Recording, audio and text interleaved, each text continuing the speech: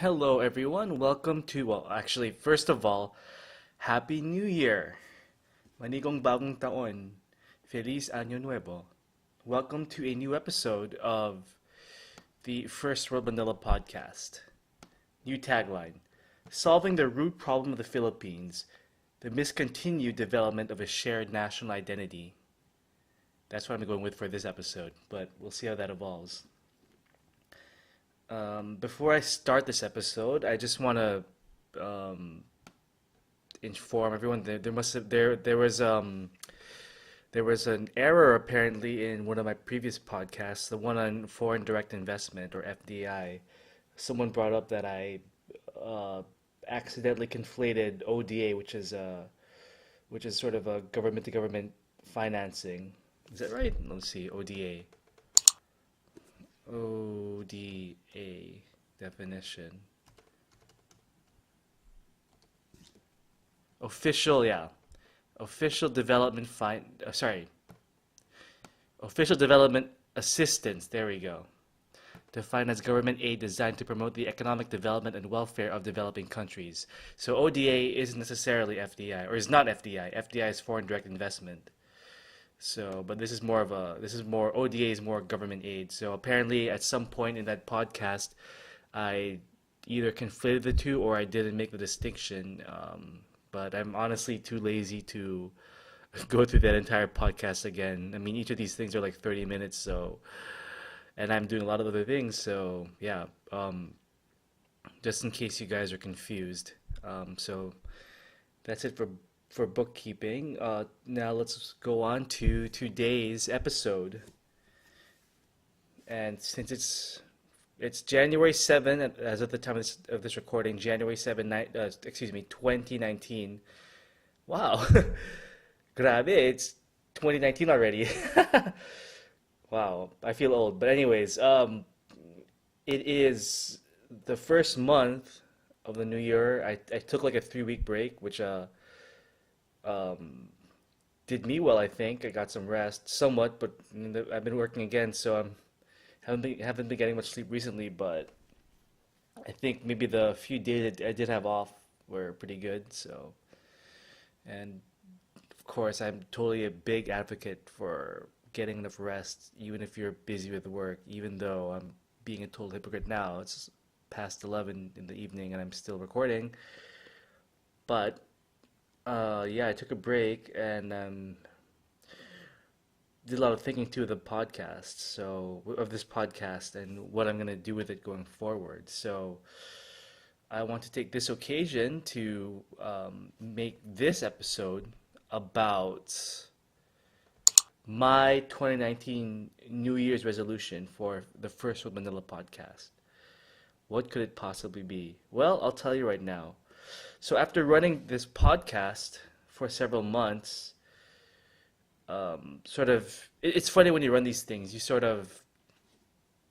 talk about certain issues, and it's like writing an essay or something. You don't really know what you want to say until you write it out or do it several times over. Then you kind of drill down into what sort of you really want to, bring to the table or add the kind of value you want to add with your media. So for me, in the case of this First World Manila podcast, uh, initially what started off as being sort of a multi-pronged approach to the problems here. So talking more um, about economic and urban planning issues and societal cultural issues, and those are still there. I still want to continue all that going forward. But I started after doing several after spending months doing this podcast, I started seeing sort of what sort of a shared or deeper underlying problem with the country, why we remain for the most part poor despite the economic growth. So because as I've said before in previous episodes, the policies are more or less well known. I mean, there there are there are arguments and contentions, but there seems to be a consensus towards certain things, at least in my observation. Things like more competition, obviously anti-corruption, stronger institutions, an independent and efficient court system, some reasonable form of foreign direct investment, lower power prices, right? Those are all there, but it's not even a question of of what the policies are. It's a question of doing it. And again, the question of getting it done, the gulf between theory and action has to do with the people. Um, so drilling it down, and I'm sure many of you have heard me talk about this before. My own sense of it after doing all this reading and research and thinking and podcasting, like there really isn't, and this is by the way what I'm about to say so far from people I've talked to, there seems to be a broad consensus on this as well. Is that if I had to drill down and say what the major problem with the root single root cause, if I had to choose one, the problems that plague our country and our society is that there's no strong sense of national identity and community. Um, so you can refer to that famous Atlantic article, the damaged culture of the Philippines. You Google it. I mean, he's the author. I forget his name now, but he said the right thing. Like, too much nationalism is very, very bad, but the Philippines actually suffers from a case of too little nationalism. So this seems to be something, and I've brought this up in informal conversations with my friends and colleagues, and people seem to agree on this issue. I mean, so the policies there might be some difference and everything, but this seems to be the key issue. And also based on the data analytics I've read, I've in my Fresh with Manila Facebook page, what's great about social media is that you can actually look at who clicks on what, so it's more targeted and more efficient these days. And I tend to see that things that involve, I mean, the pattern that I've seen so far with the First World Manila Facebook page is that there tends to be a lot of clicks on things on like old Manila. So people do care about heritage, and I think to a certain extent, by extension, like who we are and what does it mean to be Filipino. So that's sort of the root cause. And my New Year's resolution then is to, going forward for First of Manila, is to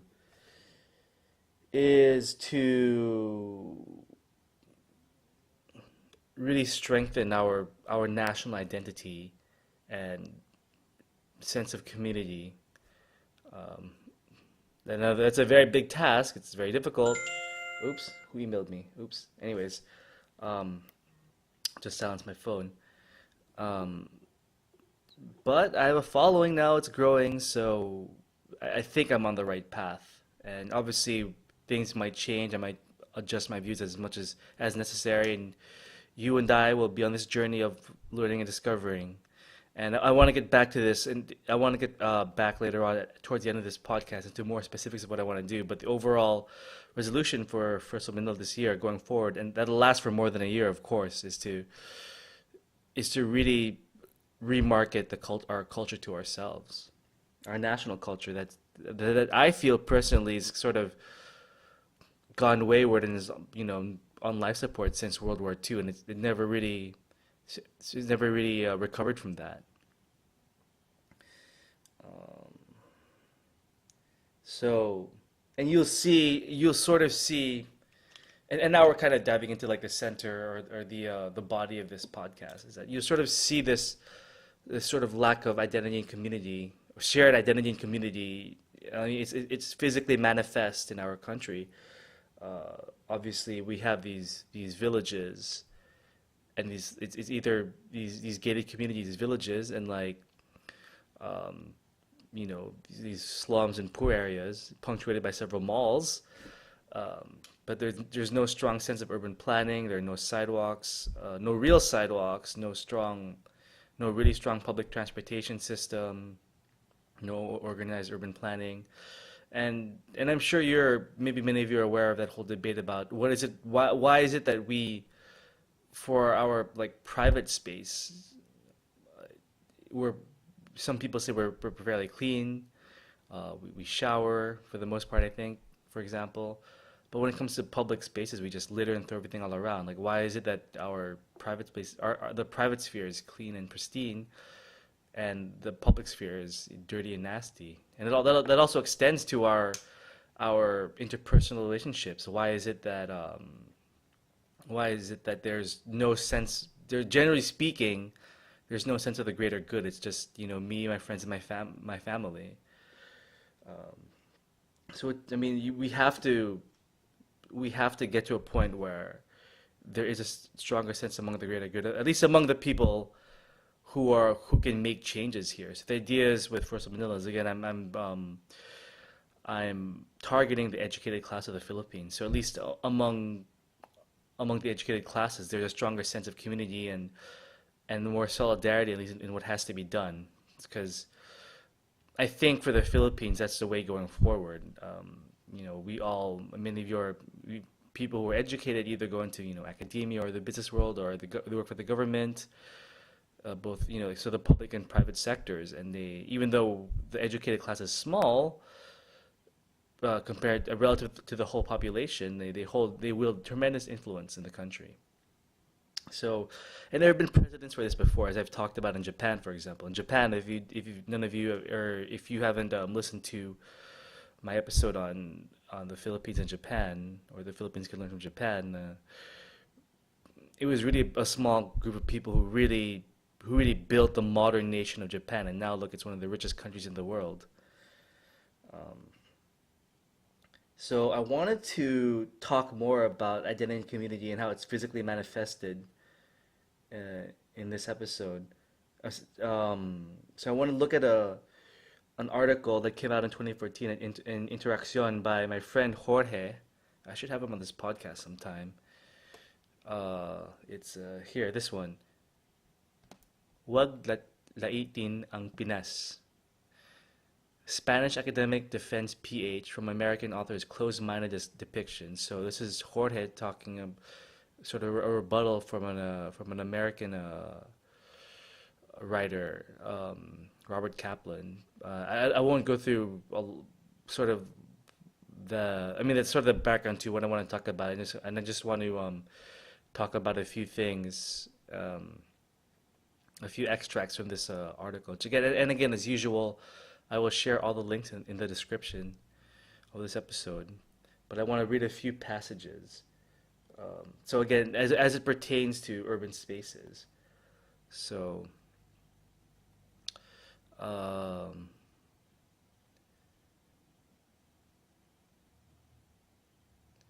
so this is sort of a rebuttal about how just because the Philippines was a Spanish colony, that they brought chaos and aesthetic ugliness. So this is Jorge's rebuttal of this assertion. Um, so here he's talking about an anthropologist from Ateneo. So as a rebuttal to Kaplan's ideas, and I'm going to read verbatim. Ateneo de Manila's anthropologist F. Zialcita said that in what I believe is the best book on Filipino identity, many Spanish municipalities, have a tradition from the Middle Ages of owning communal land which have helped the poor and have paid for public services. There is a strong civic pride that expresses itself in the care lavished on urban planning, on public buildings, and on public spaces.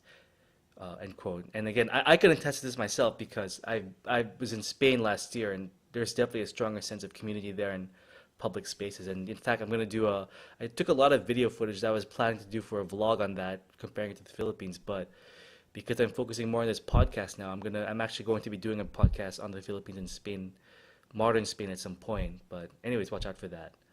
All right. Uh, so again, I won't going forward with Jorge's article.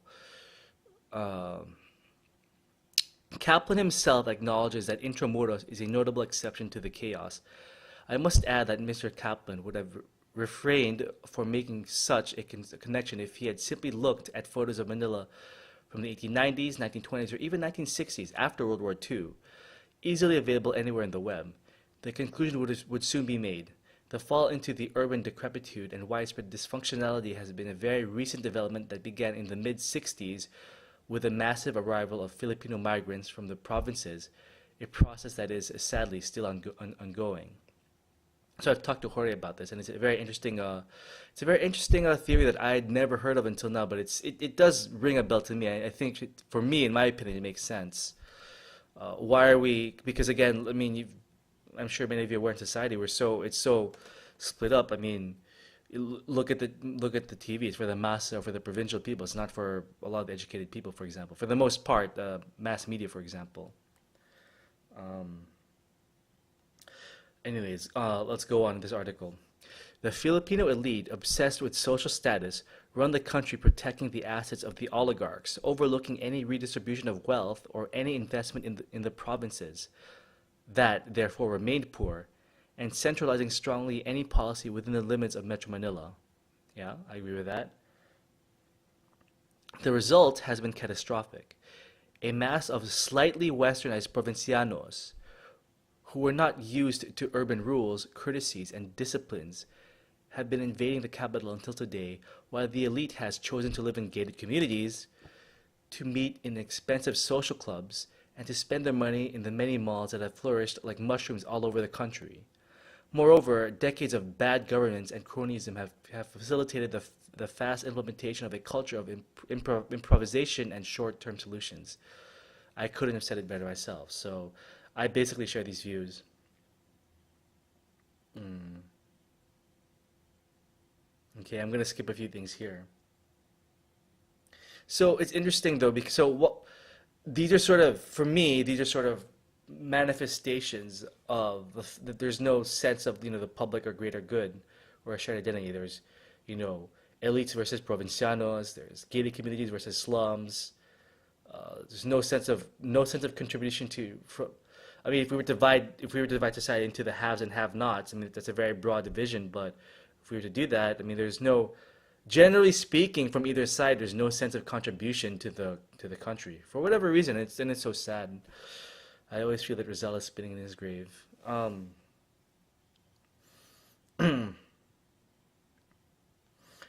But anyways, I want to read another part of towards the end of this article. So if you, for you who are listening on podcast, I'm scrolling down the article. Here we go.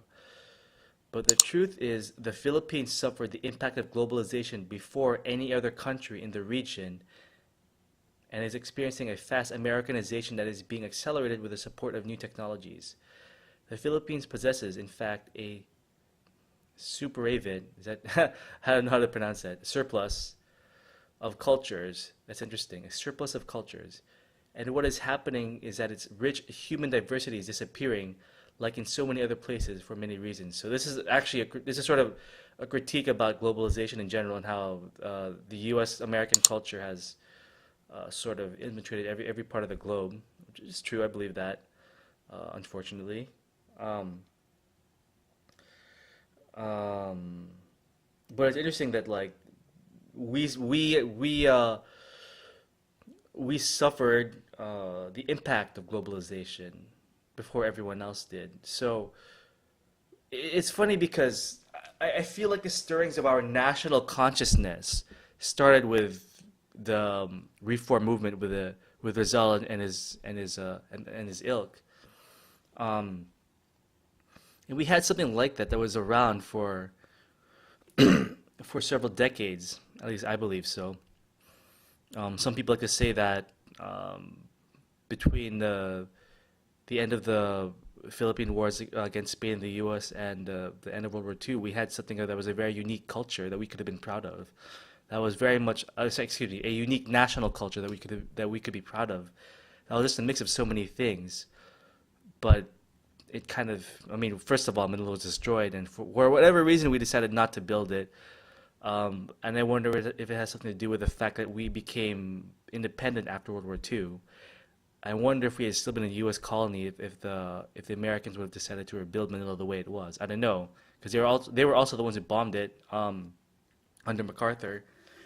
But it's interesting. I mean, remember that the way I interpret Rizal, for example, is that he thought that we weren't ready yet for self-rule, which I tend to agree with. I mean, look at the results.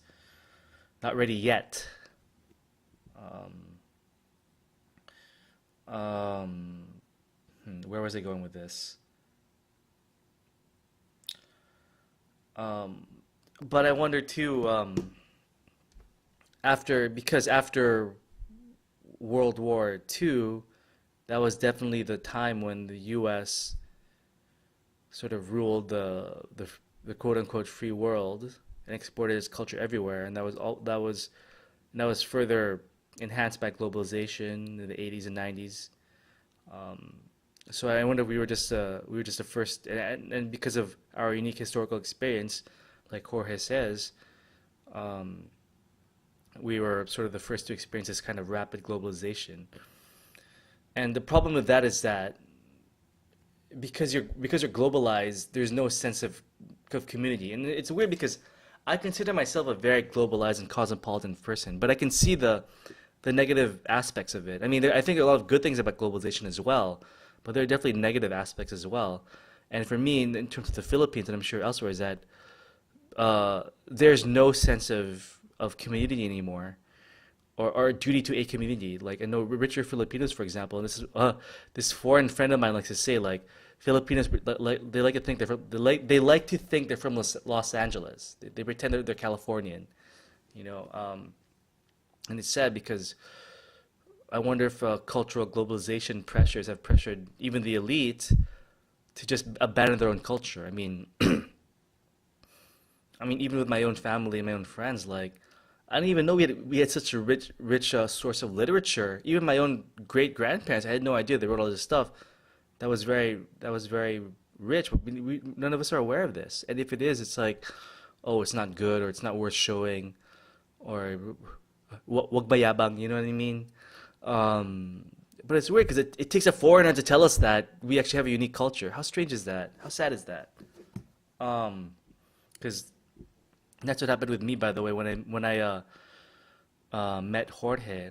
And I'm going off on a tangent here, but just an example of how this sort of rapid globalization among both the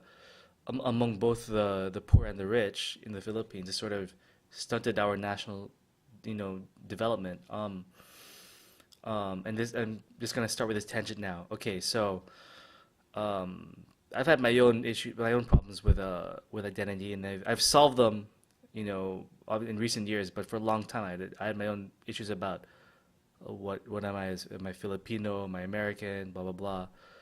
Just gonna I've spent time in both countries, but you know, I, and um, I felt like you know being first and foremost an English speaker and then learning Tagalog. I mean, I could speak it, but I couldn't speak it well. But really learning it properly which is what I was doing in my college years in the U.S. Was good. It was a first step for me to really be proud to be Filipino. Um, there was something missing, I felt, and what really changed for me was going to Spain for the first time in when I was in college, and just seeing a lot of where our cultural roots come from, and it is a mix. It truly is, and and Spain does play a big part in our culture, our national culture. So I knew my great grandparents were writers in Spanish, but I wanted to get in touch with that, and even to read to Rizal, for example, or any of these, or any of our writers and intellectuals. So I started a few years later. I was studying in Instituto Cervantes back then, which was on TM Callao Street, um, and that's where I met Jorge. The faculty found out that um, the descendant of Callao, and then it turns out he was doing this research on Callao, and he said, "Oh, did you know that your great grandfather did this, and that?" I was like, "Oh, I didn't even know that. Like, my family never talked about it. We weren't, proud about it. It's weird, like why? Why wouldn't we be proud? Like, he's an intellectual and all of this stuff. I mean, I knew he was he really served the country, and he was director of the National Library and saved stuff from being burned during World War II, like our documents and everything like that. But these actual literary contributions, I wasn't even aware of. So, anyways, that's my okay. Tangent over. Um, So, where was I? Going back to what I wanted to talk about. Yeah, like we're just so hyper globalized that it's like too much. And I know nationalism, too much nationalism is bad. I mean, I'm totally cosmopolitan person. If you've ever seen any of my other, if you've seen my webcomic, for example, or my other or stuff from my other brand, Art and Finance, you can. I'm a very cosmopolitan person, and I'm very pro, internationalization. I think there are a lot of benefits to globalization, but like we're at a point where we're too. The Philippines is actually the opposite case, where there's too little nationalism, or I don't want to say nationalism because it's a very loaded word. I think maybe patriotism sounds a bit better. I always find there's some negative connotation to these words, but anyways, um, I also want to add too that like it's also hard. So like I'm sure some of you have lived abroad as Filipinos, and when you meet people from other countries who are in the U.S., for example, they're sort of. I find a lot of them to be proud of their countries. They're proud to be from China or from Mexico or for India. They really keep their culture. But as we know, Filipinos, generally speaking, at least based on my observations, and maybe the observations of others, we're not proud of our culture. And why would? Because we're not tied to our intellectuals. When some people think of Filipino culture, like me, it's like I don't know, wow, wow, we or something. I mean, why would you be proud of something like that, you know? And I wonder too if it's just a confluence of things because as hyper globalization happens, the moment we get democracy, where a nation that's only a nation on paper, but it's not really a nation, gets democracy, um, and it becomes globalized, and also experiences the advent of mass media with the television. I mean, this is just this confluence of factors for me is the reason why we don't have a strong national identity. Just so many things that happen. And it might just be an accident of history. Just relatively speaking, we might have been at the wrong place at the wrong time in that respect. Um, you could say that the provincial culture that Jorge talks about infiltrated the mass culture. So when people think about Filipinos, they're thinking maybe some people think about like I don't know all the stuff that's made for the massa on you see on TV. Um, and I'm sure and I think I talked about this before in my episode on beauty queens. There's nothing wrong with like popular culture, but there's no counterbalance. We don't have our counterbalance to it. We've lost our sense of high culture. 'Cause we became globalized and Americanized so quickly, much faster than other countries. Um, so yeah, I mean we can't speak Spanish anymore. That was my Lola's one of her only regret as a senator, by the way, that she removed the Spanish from the curriculum. She completely regretted that. I will talk about that. That's another thing I want to talk about in a later episode. Okay. Um, so I worry I worry about a chicken and egg situation here because when you go somewhere, like places and heritage do matter. When you go somewhere and you experience something, it stirs up emotions in you. That's why for me, that's one reason why tourism is so popular because you want to go and experience something. Uh, but when you go here and you're trying to experience the country and the city, you're not inspired because you don't see our cultural heritage because Intramuros, which a lot of people turn out to care about, but they're just very quiet about it. It's just so hard to reach, and it's falling apart. And Escolta and Binondo, etc., etc. Um, so we don't see it. So if we can't see it, how can we feel proud to be Filipino? But again, if we don't feel proud to be Filipino, how can we unite to solve these long-term problems and fix the city? So again, it's like a chicken and egg problem. So, and it's much more subtle too. So here's an example. I don't know how many of you are familiar with the Torre de Manila controversy, but basically there's a building, and I'm gonna show you what I'm talking about here in my browser. Let's see. Yeah. So basically, a building's being put up behind the Rizal Monument, and then people are saying it looks like a photo bomber. I mean, from this picture, it kind of does. It's literally right behind um, um, the the Rizal Monument in Manila, and it's a very controversial thing. Most people don't like it, but I was surprised to find out that the historian Ambeth Ocampo actually sort of saying like he comes across as almost defending this building. Um, According to him, it's within legal limits to do so. Um, but and then I'm not going to get into all these into the details of this article. I will post all the I'll have a little section for Torre de Manila articles in the description. But basically, there's sort of all these technicalities that say like you know it could be done. So whatever your opinion of the tower is, and there are technicalities that it can be done. There are technicalities that it cannot be done. But this is sort of like this sort of issue for me represents a problem. It's like one is symbolic of the problem that we face in terms of nation building and even urban planning, and creating a city that we would be proud of. Is that like there's no long term view for things, and as Jorge said, it's all improvisation.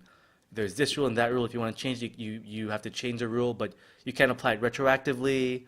Um, you know, it's legal to do this, it's not legal to do that. And then it's just, um, I mean, the court cases are still ongoing. There's a cease and desist order, then but then it's apparently legal to do it. Um, I mean, I think I personally am not against redevelopment, but it has to be done in a planned way and it has to look nice. But as it is, it's just it's all improvised. And when you're creating a city, I mean that's why it's called urban planning. It's not called urban improvisation, right? You want to plan things out so things are good. So again, the Torre de Manila is an example of the issues we face, uh, both inwardly in terms of our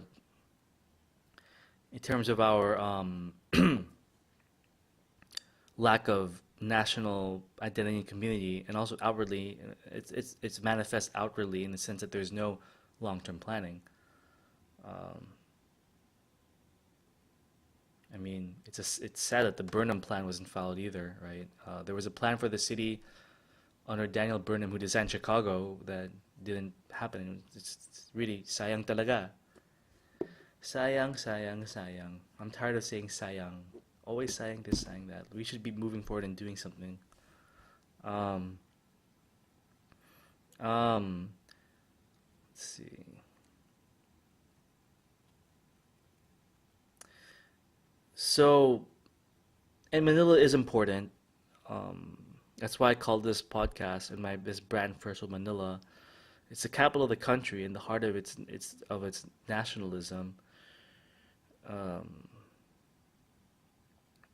it's time to revive the culture that flourished here, that of Rizal, Recto, Mabini, Paterno, others, Bernabe, writers and intellectuals and nationalists that we can be proud of, who are accomplished, as an alternative or as a counterbalance to popular culture. Mm. There is something that I wanted to. Um, there is one more thing I wanted to take from Jorge's article here. Um,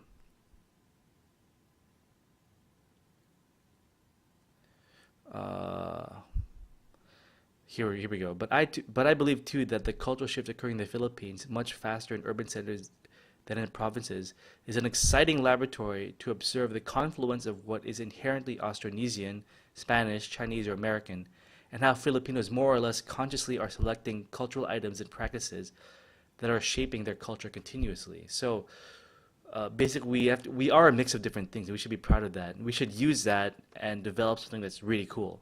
And we have that already, actually. And I think the the starting point with that was our society in Manila before World War II. I think that's and based on the data from what I've seen, a lot of people seem to agree with me tacitly. Um, so to this is the sort of the culture I want to propagate in the modern form that's obviously 21st century, that's up to date, That's my New Year's resolution. So I want to do that through again marketing a more developed a sense of who we are, who we have been, and who we are and who we can be, based on pre-war Manila, a modern version of pre-war Manila. And so I have this podcast. I'm going to do that through this podcast.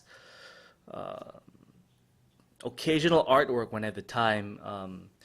Artwork's kind of a volatile thing I've learned. Hopefully, I have another exhibit soon. I was supposed to have one last year, but it was canceled. But I'll let you know when the next one is. And please support by going there, and you will see me in person. We can talk. Um, so even do things like I want to do things also like small things on social media because social media for me is a very powerful tool for making your voice and your voice heard and your vision shown to people. Um,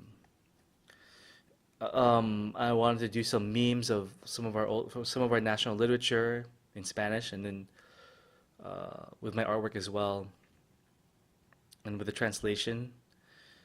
Um, I also want to promote Spanish. Obviously, that's one of my big things you've noticed already, as one of our national languages again. I think with the artwork too, I want to obviously do more paintings of a idealized Manila where we have long-term urban planning.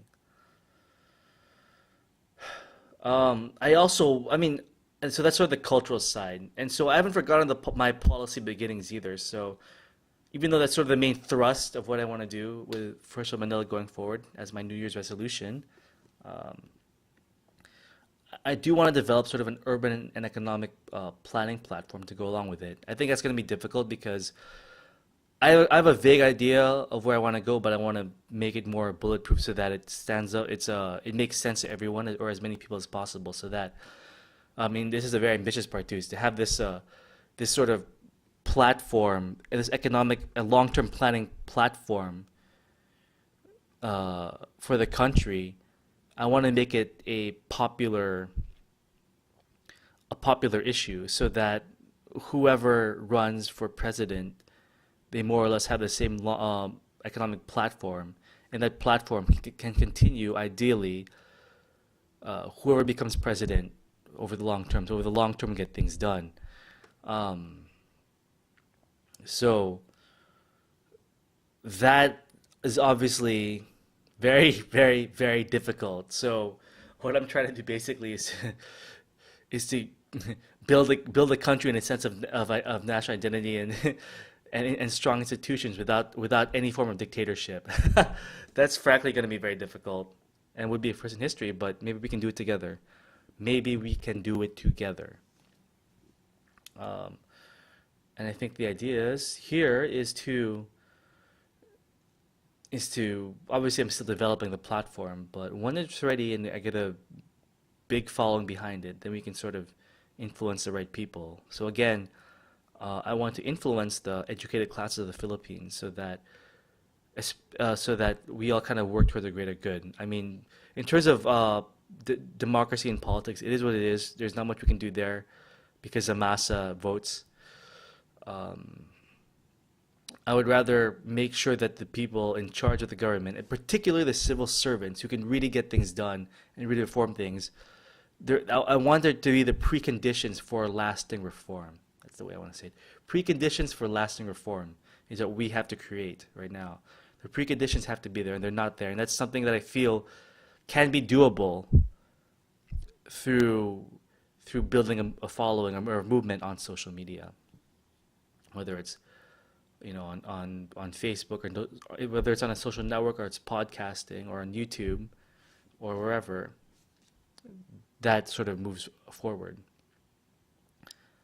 So, and this is a long term thing. It's a long struggle, but I think it's worth doing. As a Filipino, I'm proud to do something for my country, and I know you are too. Otherwise, you wouldn't be listening to me. And together, we can work towards this. And I'm confident in saying this because I've run this podcast long enough to see the following grow, and to see that and seeing the data analytics from my Facebook page. I know people do care. We just have to keep growing at it, growing and continuously going forward, every step forward, even if it's a small step forward. So, um, mabuhay tayong lahat. Um, Thank you all for your support, and if you like this, please do share, and try and get people. Let's build this movement together. Okay. So, Happy New Year. Manigong bagong taon. Feliz Año Nuevo. Before I end this podcast, let's just go over some quick. I just want to go over this really quickly. Just the basic Spanish pronouns, in translating Tagalog. So little education as usual. So yo is ako, tú is ikaw, él or ella is siya. So there's no gender in Tagalog, but there's gender in, he and her, he or she in Spanish. Nosotros or nosotras, tayo or kami, vosotros, vosotras, kayo, um, ellos or ellas, um, sila.